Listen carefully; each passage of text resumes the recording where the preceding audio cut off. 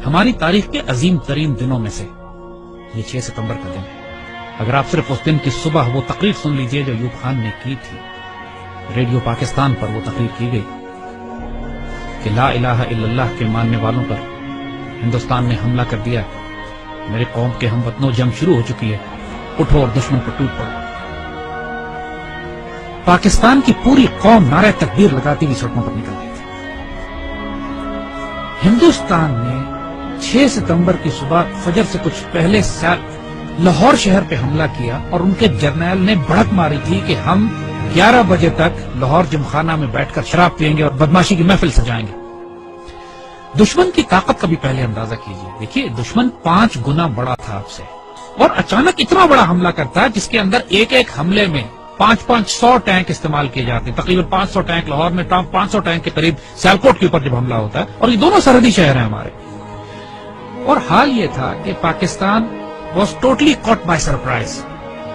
آپ کو واقعہ بتاتے ہیں، واقعات اگر آپ سنیں تو اس سے آپ کو اندازہ ہوگا کہ یہ 65 کی لڑائی کا یہ واقعہ 6 ستمبر کو کیوں ہم اتنی رومانٹک طریقے سے، اتنی محبت اور اتنی پیار سے، ایموشن سے، جذبات سے کیوں یاد کرتے ہیں۔ ایئر چیف نے نور خان صاحب کی دلیری اور جرت دیکھے، یہی پہ لیڈنگ فرام دا فرنٹ جسے کہتے ہیں، انہوں نے کہا کہ یہ سارٹیز نہیں جائیں گی جب تک میں خود نہ دیکھ لوں کہ یہ کتنی خطرناک ہے ہمارے پائلٹ۔ دنیا کی تاریخ میں پاکستان فوج ایک واحد فوج ہے کہ جس میں آفیسر کیجویلٹی ریٹ سب سے زیادہ ہے، اس لیے کہ ہمارے آفیسرز آگے بڑھ کر لیڈ کرتے ہیں۔ پاکستان نیوی کے پاس ایک سبمرین تھی غازی، اور اس سبمرین نے دشمن کا ناطقہ بند کیا ہوا۔ اس زمانے میں تاریخ ناول اور کتابیں لکھی گئی کہ سومناتھ پر محمود غزنوی کے 17 حملوں کے بعد یہ 18واں حملہ، اور پاکستان کی نیوی آگے بڑھ کر سمندروں میں گئی، دوارکا پہ گئی، دوارکا کے قلعے کو تباہ کیا بومنگ کر کے، فائرنگ کر کے، شیلنگ کر کے، اور پھر نکل کر واپس آئی۔ میرے والد توپ خانے کے افسر تھے اور سیالکوٹ ہی میں مقیم تھے، سیالکوٹ سیکٹر پہ بالکل سرحد پہ ہمارا گھر تھا میرے، اور جب یہ جنگ شروع ہوتی ہے تو خاندانوں کو، عورتوں کو، بچوں کو وہاں سے نکلنا پڑا، تو اس میں ہماری والدہ ہمیں لے کر نکلی، اور یہ وہ وقت تھا کہ جب ہمارے گھر کے آس پاس توپیں لگی ہوئی تھی اور پاکستان کی فوج جوابی حملہ شروع کر رہی تھی سیالکوٹ سیکٹر پہ دشمن کے خلاف۔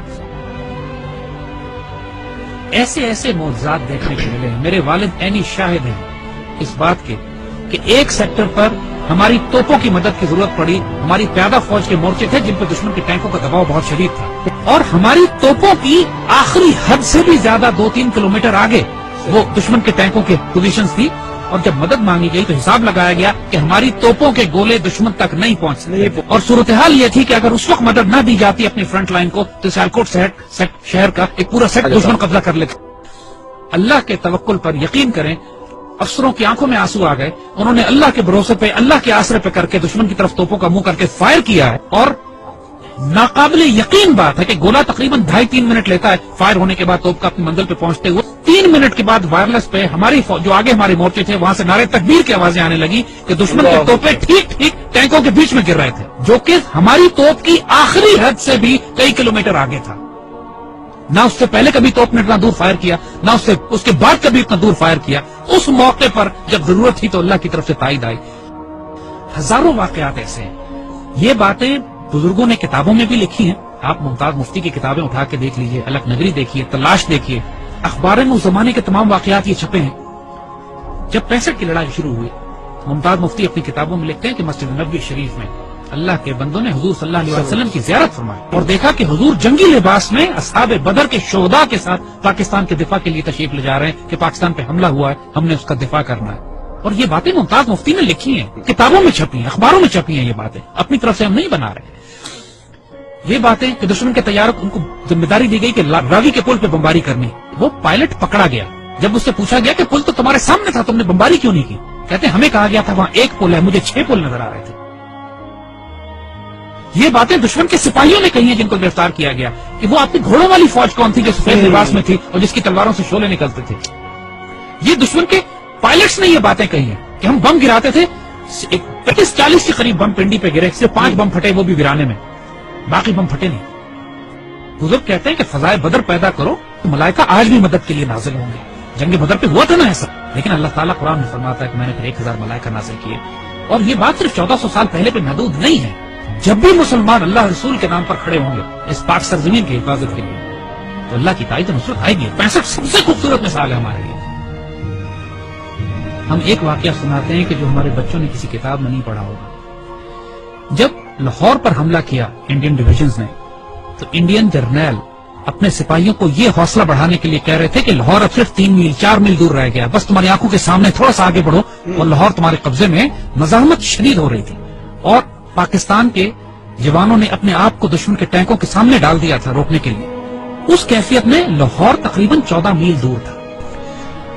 تو وائرلیس پہ جب ہمارے جوانوں نے، ایک افسر نے یہ سنا کہ دشمن کا جنرل اپنے سپاہیوں سے یہ کہہ رہا ہے کہ صرف 3 یا 4 میل دور لاہور رہ گیا، اور اس وقت لاہور 14 میل تھا۔ اس وقت اس افسر نے، ہمارا وہ زخمی افسر نے، اپنے مورچے سے نکلا، سڑک کے کنارے جو کتبہ لگا ہوا تھا جس پر لکھا تھا لاہور 14 میل، اس پر اس کو کھڑا ہے وہاں سے، اور اس کو انڈیا کی طرف لے کر گیا ہے آگے، مزید 2 فرلونگ آگے، اور وہاں پر اس نے لگایا ہے اور اپنے خون سے اس پر نقطہ لگا کے 0.2 ایڈ کیا ہے اور لکھا ہے 14.2 بلڈی مائلز۔ 14.2 بلڈی مائلز تھا لاہور، دشمن اس کو پار نہیں کر سکا۔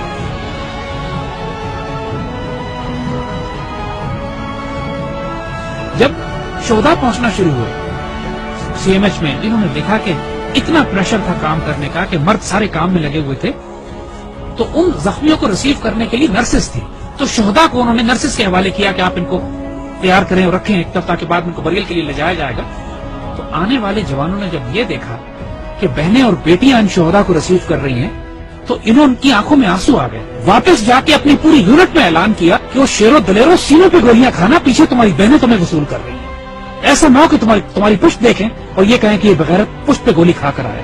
یعنی یہ جذبہ تھا جوانوں میں کہ ہمیں دفن کرنے کے لیے پیچھے ہماری بہنیں کھڑی ہیں، اور سب نے قسمیں کھائیں کہ ہم گولی سینوں پہ کھائیں۔ یہ وہ باتیں یونٹوں کے اندر ہوئی، باتیں ٹیکسٹ بکس میں لکھی جاتی ہیں نا، کتابوں میں، یہ وہ باتیں کہ جو فوجیوں کے سینوں میں دفن ہیں۔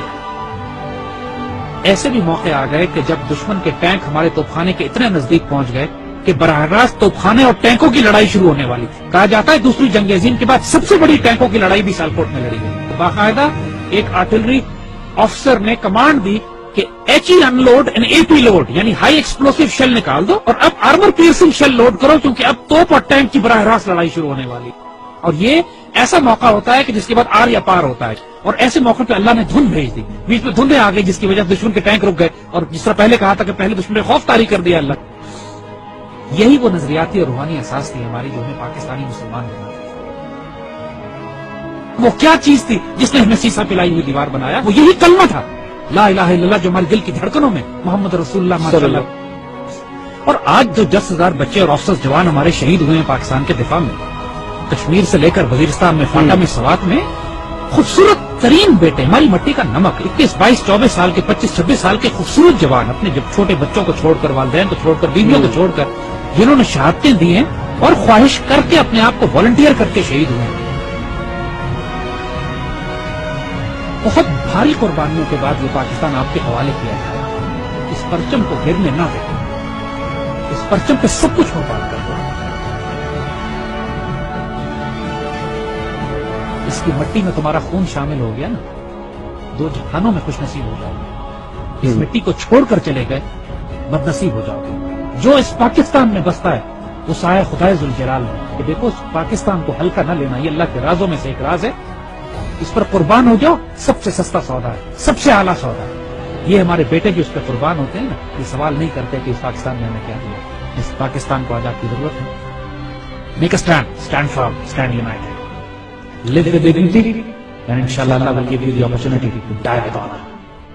لیکن اس کے لیے اب تیاری کرو، تیاری کا وقت ہے، آزمائش آنے والی ہے اس قوم میں، لیکن انشاءاللہ العزیز ایسے بیٹے ہمارے پاس ہیں جو اس پاکستان کو کھڑے کریں گے۔